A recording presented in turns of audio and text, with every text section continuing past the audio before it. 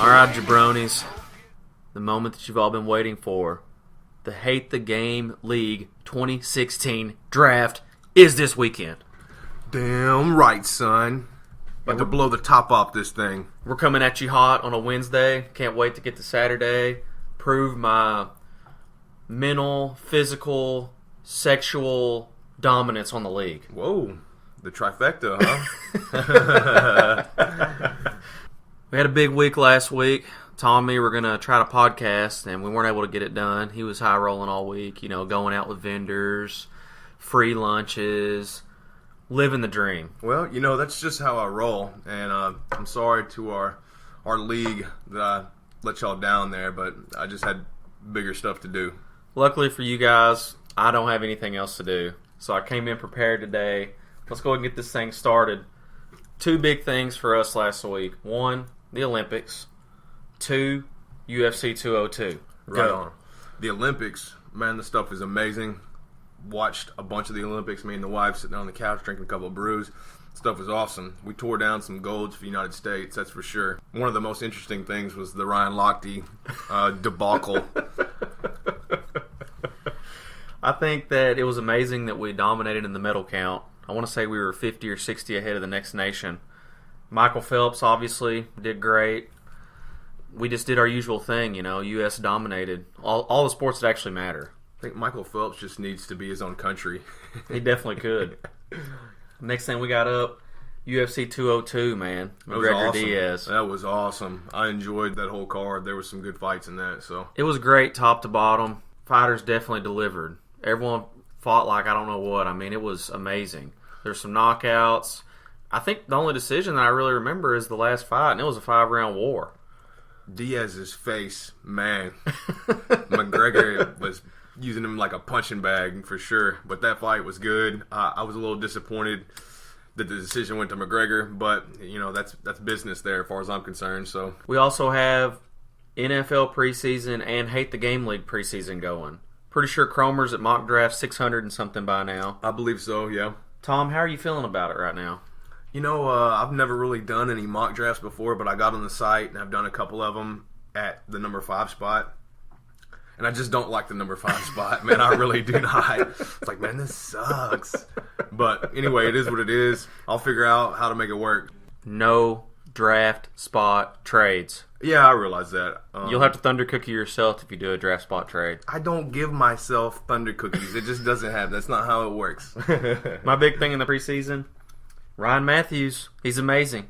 I mean, based on one run in the preseason, I'm taking him first round. That could win somebody a game. Right off the bat. Yep. 2 rushes, 10 yards, touchdown. I mean, that's legit numbers right there. That's so awesome. Yeah. Anyone ahead of me, go ahead and make a draft for Ryan Matthews, please, in the first round. I'm looking at you, Cody. Now there's only one thing left. Thunder Cookie. Alright, fellas, since we haven't done Thunder Cookies in quite some time, I got a pretty good list here. Some of y'all been hating on the Thunder Cookie thing. That's fine. I'm bringing my A game today. If you don't like it, tough. Alright, Chicago White Sox pitcher, Chris Sale. This dude is straight nuts, son. Dude went baller in the locker room because he didn't want to wear the throwback jerseys. Reports are he took a knife to all the throwback jerseys in the locker room, tore them up, shredded them, said, screw it, I'm not wearing them. That's some legit talent right there. Did he get like halfway through a couple of them, be like, man, I probably shouldn't be doing this, and then be like, nah, fuck it, I'm taking them all down. Hey, I've already done one, I might as well do all 83 of them. Exactly. Number 2, this guy, most people won't know who he is, but the reason I know about him is I heard it on the radio, and this is hilarious. Alden Smith was smoking the gunji at his house with his girlfriend, and then they filmed it and posted it on his Instagram feed. He's real smart. What an idiot. I mean, even his girlfriend was like, you sure you should be doing this? He's like, oh, ain't nobody watching this. Boom, all over the internet. Idiot, son, Thunder Cookie. Let's go over to NFL. The Bills running back, big boy, Carlos Williams. This is funny. I showed a picture of this guy to Clay, and he was like, dude, is that a lineman? I was like, nah, man, that's the running back. Dude showed up to camp, 40 pounds overweight. He's big. He is huge, huge. Anyway, dude showed up 40 pounds overweight. His excuse is his wife was pregnant. He didn't want her to be eating while he wasn't eating because it was going to make her feel bad. That's a noble cause, and I will also admit that if you're probably high, it makes it even more noble. Okay, so the latest news, dude got cut from the Bills from failing a drug test. All right, let's stay with the Bills because they got all kinds of stuff going on up there in Buffalo. Hey, Rex Ryan won the offseason. Hey, he's awesome, man. He's a good talker. He can't back it up with the shit, but he's a good talker. Marcel Darius, Bills defensive lineman, missed a drug test, 4-game suspension. Check this out. Dude just signed a huge contract, $108 million for 6 years, $60 million guaranteed, $25 million sign-on bonus. Dude must have wanted to go and celebrate like a mother because he smoked it up. Decided he didn't need to go to his drug test, and now he's got a 4-game suspension. And the Bills are pissed. Alright, so I touched on this earlier, the last Thunder Cookie. The Rio incident where the couple of swimmers decided to go out, get loaded up, and then vandalize a gas station bathroom. Dude, how old are you, man? Ryan Lochte. Lion Ryan is what he's now going to be known as. Chill! Lion Ryan cooked up a story, got his boys pulled off of their plane home, detained, passports taken, while Ryan Lochte's sitting at the house jerking it or doing whatever he's doing, lying up a storm. So, hey, when I get back to the States, if I'm those other swimmers, I'm throwing a beat down on this guy. It's just a bad look in general. Oh, man.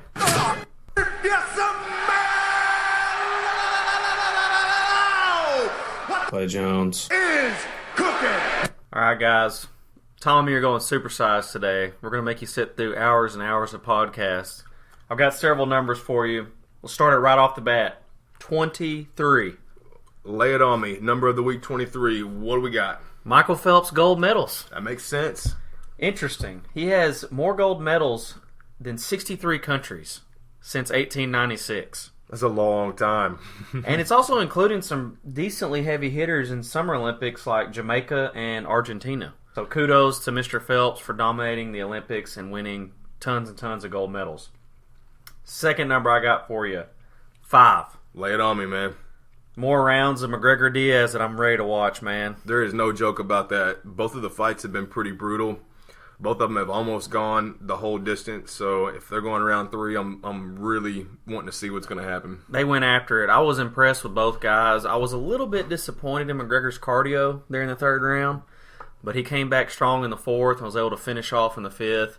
Razor-thin decision. I think me and you were kind of waffling on McGregor-Diaz. I think it could go either way. Both of them were good. Great fight. I'm looking forward to number 3. Well, here's one thing about McGregor. I think he was winded late in the 2nd round. He might have been. The way I was watching. And then one thing I didn't like about McGregor is he just straight up would run away from Diaz. It didn't make him look very good. No, it did not. 3rd number, also from UFC, 1.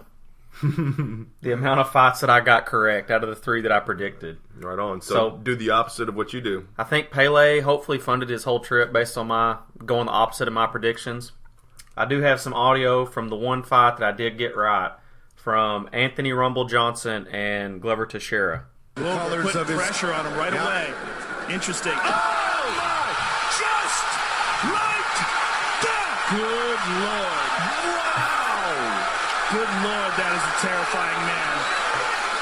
That is a terrifying man. That is a terrifying man. Joe Rogan with the call there with Mike Goldberg. We didn't know it was going to be a quick fight. We knew it was going to be a slugfest. Mm-hmm. Rumble comes out 13 seconds, hits Teixeira with the mother of all uppercuts, knocks his tooth out. With the mouthpiece in, knocked his tooth out. You watch it in slow motion from one angle, and you can see his tooth flying in the air. I mean, dude was out cold.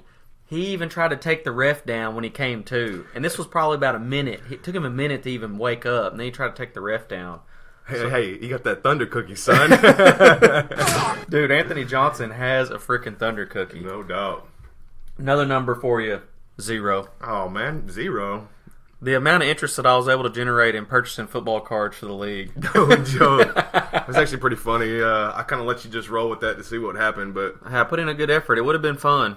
I think I might have got Josh on board, and then that was pretty much it. I don't remember who it was. Maybe Cromer was like, I stopped collecting baseball cards when I was 12. Couldn't have said it any better myself, brother. Well, I did too, but I thought it might be fun. Last number, and I've been really thinking about this. I've had a lot of deep thoughts since last championship game, and I just really think that the better team lost in the Hate the Game championship last year. I was clearly the better team. I think Spencer played like a coward. Oh, yeah? And I've had those feelings for a long time, but it didn't really come to light until Hope Solo was talking about their loss to whatever random soccer team. I also think we played a bunch of cowards. But, the best team did not win today. I strongly, firmly believe that. And I strongly, firmly believe that the best team did not win the Hate the Game League championship. Just because Spencer had more points on the board doesn't mean he's a better team. That's exactly what that means, Clay. Here we go,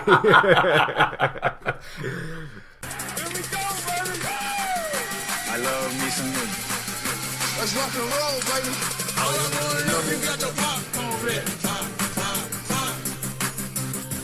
Do you got your popcorn ready right now? Popcorn ready. You want answers? I think I'm entitled. You want answers? Clay and Tom's weekly picks. You can't handle Their weekly picks.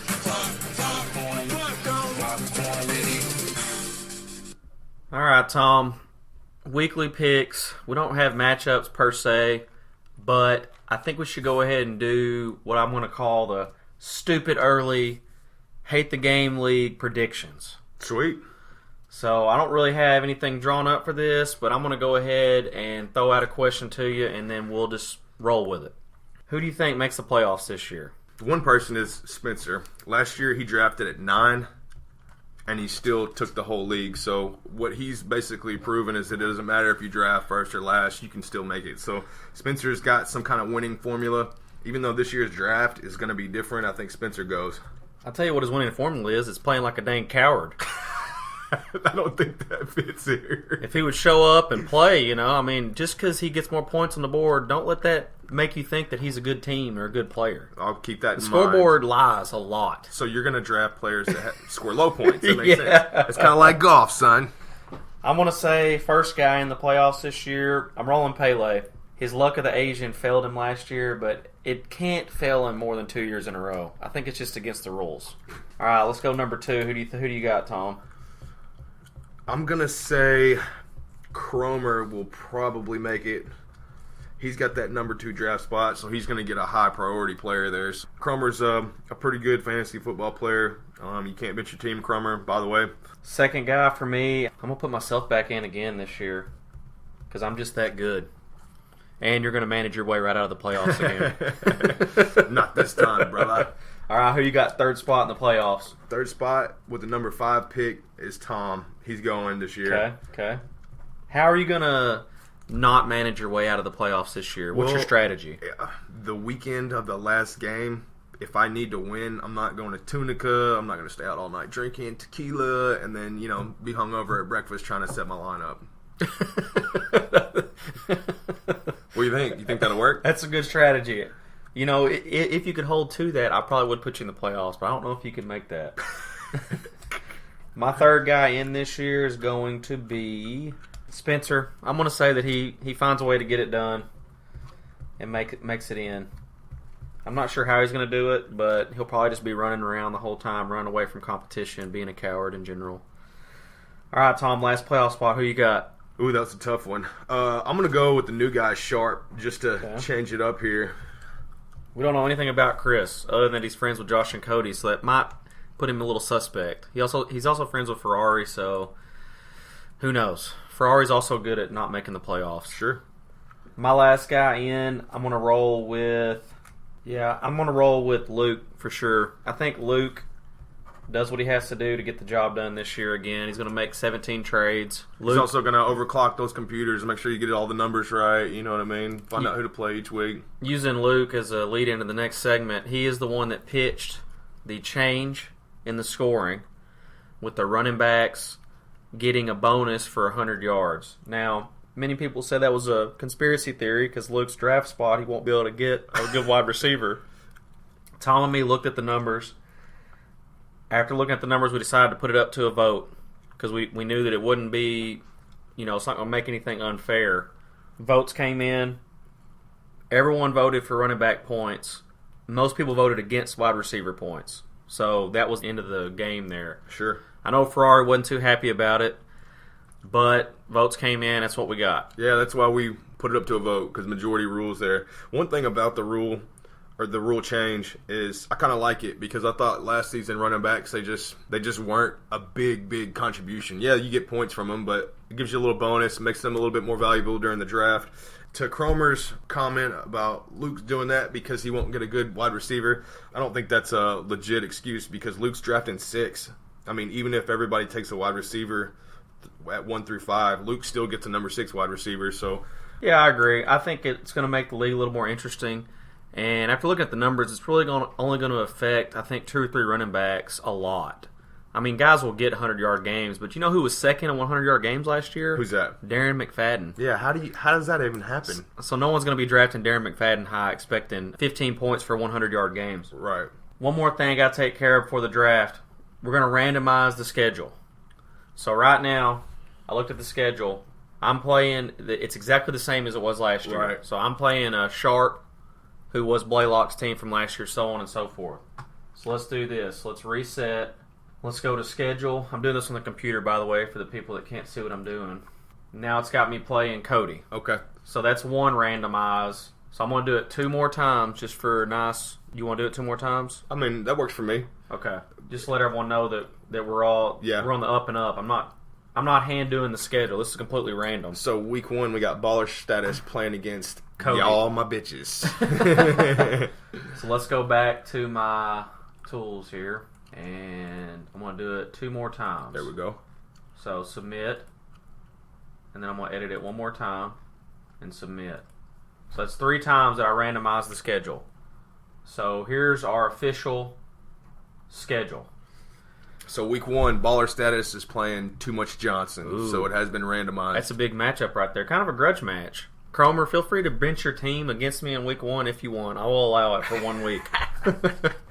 Second matchup, we got Ginger Beatdown 2016. Ginger on Ginger Crime, week 1. Sup, son? Either Luke or Tom, one of them is going down. And I'm not going to lie, I'm going to enjoy it. Watching Gingers get beat down is pretty fun. Those motherfuckers. Third matchup, we got Josh versus Ferrari. Not really much of a grudge there other than Ferrari's a Cowboy fan and Josh is a Dolphins fan. But both teams suck, so... Yeah. Fourth matchup, we got Cody versus Chris Sharp. Be interesting. Chris is new to the league. He likes, him and Cody are friends. So, in the last matchup, we got Spencer versus Pele. So, there you have it, guys. If you want to check the schedule, go ahead and check the schedule. You'd keep your mouth shut if you knew it was good for you, buddy. All right, got to hand it to Nate Diaz for the smack talk of the week here. And this actually came from his first matchup with McGregor. And I highlighted it. I was going to try to talk about it last week before we did not podcast. Right. But I love this bit so much, so I'm going to do it again. And good luck getting this out of your head by the end of the day. Here's what Diaz had to say about Conor McGregor's training partners back in March. You're playing touch butt with that dork in the park, the ponytail. I'm the one who ain't got no training partner? I don't think so. You seem to have it all figured out when you're fighting midgets. You got Bring your training partners in. You're going to need them. My whole team will fucking beat your whole team's ass. How about that? The JV squad on my team will beat your team's ass. That's awesome. So there's Diaz talking smack about McGregor has a movement coach named Ido Portal. I don't know if that's how to pronounce it, but all he does is like yoga and movements. And obviously a clever fan came up with a remix of Diaz's smack talk and put a video of McGregor and this porthole dude doing like a salsa dance. Oh, it is funny. Putting his hands on his hip and stuff. So I'm going to go ahead and lay this on you. And good luck not singing this the rest of the day. You're playing touch butt with that dork in the park. Touch butt with that dork in the park. You're playing touch butt with that dork in the park. Touch butt with that dork in the park. You're playing touch butt with that dork in the park. Touch butt with that dork in the park. You're playing touch butt with that dork in the park. Touch butt with that. That's awesome. I love that, man. So, we're all going to be playing touch butt with that dork in the park the rest of the day. No doubt.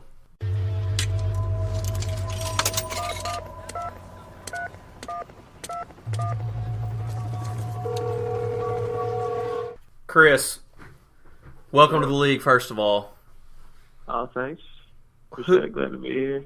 Who is your favorite NFL football team? Broncos. Broncos, nice. How many years have you been playing fantasy football? About 5 or 6. You got any championships? No, sir. Okay, good. Welcome to the league. What do you do for a living? I work at Children's Hospital, the EEG department. How does it feel being friends with Cody and Josh? Oh, man. Well, they're two opposite characters. For one, Cody's more like the,